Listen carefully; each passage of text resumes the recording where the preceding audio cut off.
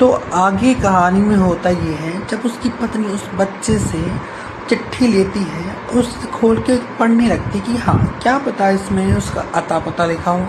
पर जैसे वो चिट्ठी पढ़ती है, उसे मिलता है एक नाम जो कि उसके पति से हूबहू मिलता है।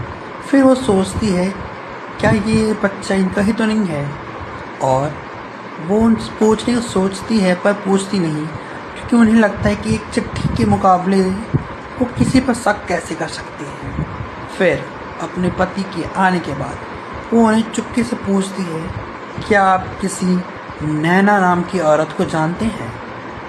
उसका पति चौंक जाता है और गाड़ी से पीछे मुड़ते हुए उसकी पत्नी को देखता है और कहता है, नैना? तुम कौन से नैना की बात कर रही हो?